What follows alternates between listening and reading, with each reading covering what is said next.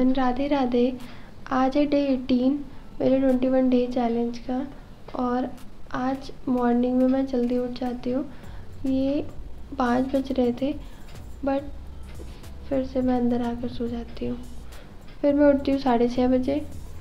6:30 बजे उठने के बाद सबसे पहले मैं गर्म पानी पीती हूँ। देन फ्रेशन अप होने के बाद फिर मैं अपने टारगेट्स देखती हूँ। टारगेट्स में और मैं डेली एक डे टारगेट लिखती हूँ कि जिससे मुझे मोटिवेशन भी मिल सके। उसको करने के बाद सबसे पहले मैं मैथ्स करने लगती हूँ। मैथ्स में मैं मॉक अटेम्प्ट कर रही हूँ, सेक्शनल मॉक।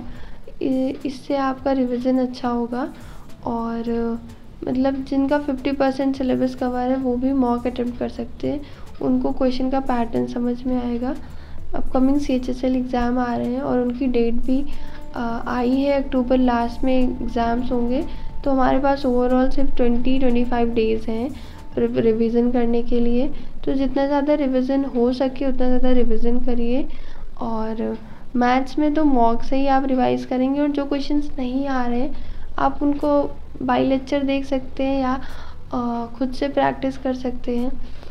उसको करने के बाद फिर मैं इंग्लिश पढ़ती हूँ।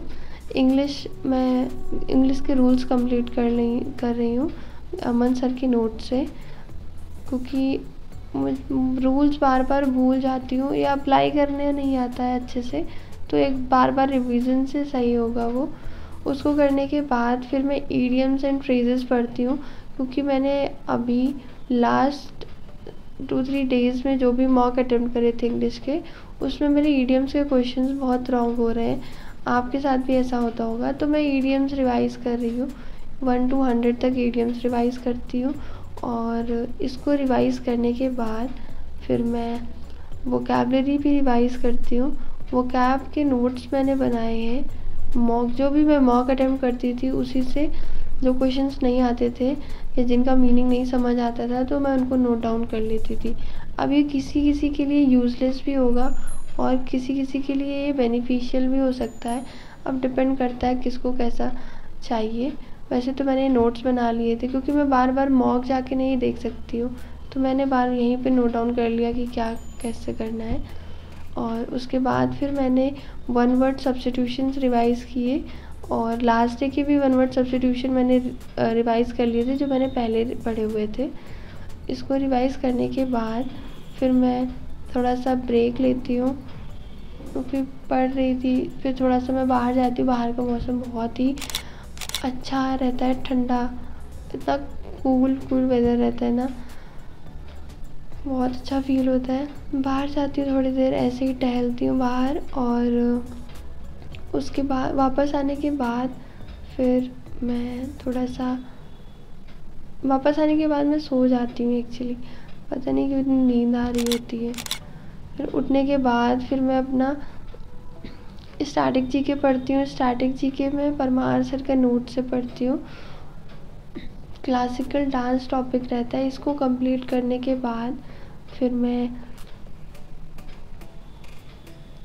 पॉलिटी का लेक्चर अटेंड करती हूँ। 1 आवर का इनसे रिवाइज़ कर लेती हूँ। वैसे ही सर अच्छे से एक्सप्लेन करते हैं। कोई 1 शॉट में बहुत ही ओवरव्यू टाइप में बस ऊपर का बताकर छोड़ देते। इन्होंने थोड़ा सा डीपली कर रखा है, तो मेरे लिए ज़्यादा इजी है ग्रैस्प करने के लिए। उसको करने के बाद फिर मैं रीजनिंग का मॉक अटेम्प्ट करती हूँ, और जिसमें मेरे कुछ क्वेश्चंस रॉन्ग हो रहे थे। मुझे फिर से उन चैप्टर्स को रिवाइज़ करना पड़ेगा।